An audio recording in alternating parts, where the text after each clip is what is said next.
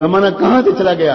امت کے ہمارے لوگ عالم عرب کے عرب نوجوان کیا کیا فکریں کر رہے ہیں، اور ہم آج مدرسے والے تبلیغ پر، تبلیغ والے مدرسے پر، یہ دونوں مل کے خانقاہ پر کیا بکواس ہو رہی، کہاں لگے ہوئے ہیں؟ ہماری گفتگو کا موضوع یہی ہے کہ یہ کام افضل، یہ کام افضل، یہ بیکار اور وہ بیکار۔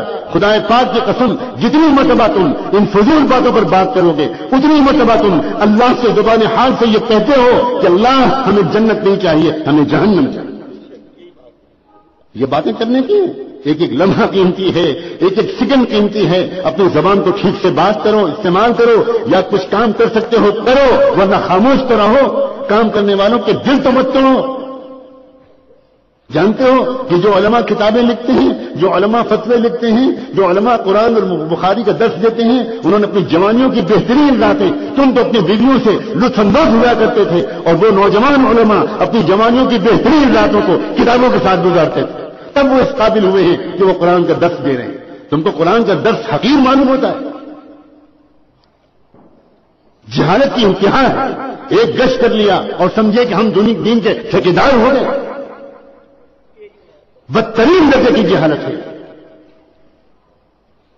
اس کا کوئی تعلق تبلیغ سے نہیں ہے۔ حضرت مولانا الیاس رحمۃ اللہ علیہ کے دامن اس سے پاک ہے، حضرت مولانا یوسف کا دامن اس سے بالکل پاک ہے۔ جانتے ہو حضرت مولانا الیاس کو؟ وہ تبلیغ کے ذمہ دار ہو، تمہیں پتہ ہی مولانا الیاس رحمۃ اللہ علیہ کون تھے؟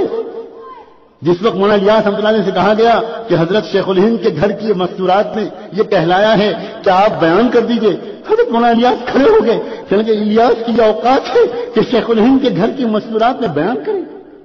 اس کے بعد تھوڑی دیر روتے رہے اور پھر کہنے لگے اس گھر کا احسان ہے، میں اس گھر کا غلام ہوں، اس گھر کی عورتوں کے حکم کو ٹال نہیں سکتا۔ اس کے بعد ننگے پیر دیوبند کی اس گلی میں چلے جہاں میرے والد صاحب نے اس گلی میں چل کر مجھے بتایا اس گلی میں شیخ حضرت مولانا الیاس رحمۃ اللہ علیہ کبھی چپل پہن کے نہیں چلے۔ اللہ اکبر! کیوں؟ فرمایا یہ میرے استاد کے استاد کا مکان ہے، میں یہاں چپل پہن کے نہیں چل سکتا۔ جب حضرت شیخ الہند کے یہاں پہنچے تو جانتے ہو وہاں کی عورتوں نے مونڈا بچھا رکھا تھا، ایک کرسی بچھا رکھی تھی بیٹھنے کے لیے تاکہ حضرت اس پر تشریف رکھیں اور بیان فرمائیں، تو بجائے مونڈے پر بیٹھنے کے ایک نوکر اور غلام بلکہ بھکاری کی طرح گھر کی چوکھٹ پر بیٹھ گئے۔ گھر کی عورتوں نے کہلوایا حضرت سے کہو کہ اوپر آ کے بیٹھیں، کہنے لگے میں اس گھر کا غلام ہوں، میں چوکھٹ سے آگے نہیں بڑھ سکتا۔ کیا ہو گیا ہے لوگوں کو آج؟ کیا قیامت قریب ہے؟ کیا ہم نے اپنے دلوں پر مہر لگوانے کا فیصلہ کر لیا؟ کیا ہم کو یہ بات نہیں معلوم کہ حضرت مولانا الیاس رحمۃ اللہ علیہ 3 دن کے لیے جب جماعت میں نکلتے تھے، 3 دن کے لیے میوات جاتے تھے تو خود فرماتے تھے اگرچہ میرے ساتھ ذاکرین کی جماعت ہوتی ہے، میرے ساتھ صالحین کی جماعت ہوتی ہے، لیکن 3 دن لوگوں کے ساتھ اٹھنے بیٹھنے کی وجہ سے میرے دل میں گرد و غبار آ جاتا ہے۔ میں جب تک خانقاہ رائے پور میں جا کر ذکر نہیں کرتا، اس ماحول میں نہیں رہتا، تب تک میرا دل صاف نہیں ہوتا۔ اللہ اکبر! حضرت مولانا الیاس رحمۃ اللہ علیہ کا دل 3 دن نکلنے کے بعد اس کا محتاج سمجھے وہ کہ مجھے اللہ والوں کے بعد حضرت رائے پوری کے پاس جا کر ذکر کو کرنا پڑے گا، تب میرا دل صاف ہوگا۔ اور آج اللہ اکبر! ہم یہ سمجھتے ہیں ہمیں ضرورت نہیں اللہ والوں کے پاس جانے کی، کیا ہمارا دل حضرت مولانا الیاس کے دل سے زیادہ چمک گیا ہے؟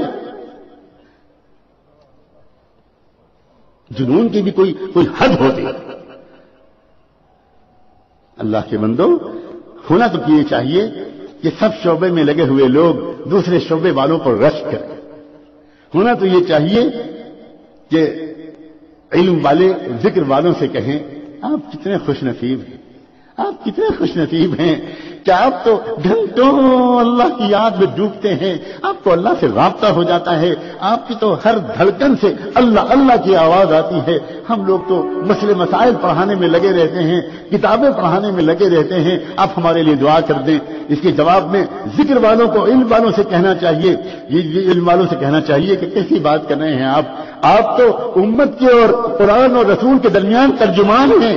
آپ کو اللہ نے چنا ہے حضور کی مرضی کو عوام تک پہنچانے کے لیے، طلبہ تک پہنچانے کے لیے۔ آپ قال اللہ اور قال رسول کے ترجمان ہیں، آپ بڑے محسن ہیں، آپ نائب رسول ہیں، ہمیں آپ پر رشک آتا ہے۔ اور ہونا تو یہ چاہیے کہ یہ دونوں مل کر دعوت والوں سے کہیں کیا آپ کا نصیب ہے، آپ کتنے پیارے ہو، اپنی جان مان لے کر آپ نکلتے ہو اللہ کے راستے میں، آپ گشت کرتے ہو، آپ کو لوگ جھڑکتے ہیں، آپ کا لوگ مذاق اڑاتے ہیں، آپ کا لوگ دل توڑتے ہیں، آپ برا نہیں مانتے، آپ ان کے لیے دعا کرتے ہیں، آپ تشکیلیں کرتے ہو، آپ ملکوں پھرتے ہو، آپ بہت اونچا کام کر رہے ہو، ہمارے لیے دعا کرتے رہا کرو، ہم بہت محتاج ہیں۔ اور دعوت والے پلٹ کر علم اور ذکر والوں سے یہ کہیں حضرت یہ آپ کیا فرما رہے ہیں، آپ کا مقام، آپ بہت اونچا کام کر رہے ہیں، آپ تو علماء ورثۃ الانبیاء، آپ تو انبیاء علیہ السلام کے وارث ہیں، ہم تو بہت معمولی لوگ ہیں، یہ تو غنیمت ہو گیا تو کچھ کلمہ نماز کو سیکھنے کا راستہ ہمارے لیے بھی نکل آیا۔ کاش کہ دین کے مختلف شعبوں میں لگے ہوئے لوگ اپنے کو چھوٹا اور دوسرے کو بڑا سمجھ رہے ہوتے تو پھر اللہ کی نگاہ میں سب بڑے ہو جاتے۔